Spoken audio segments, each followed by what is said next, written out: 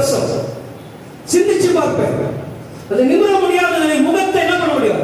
கழுத்து எவ்வளவு வேதனையா இருக்கும், கை கால் இடுப்பு தண்ணி எவ்வளவு வேதனையா இருக்கும். இன்னைக்கு ஆவிக்குரிய பிள்ளைகள் சரீரம் அப்படிதான் இருக்குது. பலவீனம் அடைவது கழுத்து வலிக்குது, தலை வலிக்குது, கை வலிக்குது, இடுப்பு வலிக்குது, நமக்கு வலிக்குது அதிகமா. அதுக்கெல்லாம் உடலுடைய பொருட்கள் பாட்டெல்லாம் என்ன பண்ணுது? பலவீனம் அடைகிறது. கிட்னி பிரச்சனை, ஆஞ்சோ பிரச்சனை, சுகர் பிரச்சனை, லிவர் பிரச்சனை, தோல் சம்பந்தப்பட்ட வியாதி, ஏதோ ஒன்று சம்திங் நம்முடைய சரீரத்தை என்ன பண்ணுது? பலவீனப்படுத்திக் கொண்டிருக்கிறது. ஆனா என் தேவன் படைக்கும் போது நல்ல சரீரம் தான் படைச்சார். பைபிள்ல பரிசுத்தமான வேதத்துல பார்த்தா நிறைய பேர் வியாதியில நிறைய பேர் சாகுறாங்க. குறிப்பிட்ட பேர் தான் பண்ணுறாங்க வியாதி பலவீனத்தோடு, மீதி எல்லாம் ஆரோக்கியத்தோடு, சுகத்தோடு, பலத்தோடு அவருக்கு சாதித்து மறித்து போனாங்க. அப்ப என்னுடைய எண்ண சிந்தைகள் அதை நோக்கி வளரணும். என் ஆவிக்குரிய அனுபவம் அதை நோக்கி வரணும். நான் பரிசுத்த தேவனுடைய பிள்ளையாக நான் காணப்படுவேன் என்று சொன்னால், இந்த பரிசுத்த ஆவியுடைய அன்பை நான் பெற்றிருப்பேன் என்று சொன்னால்,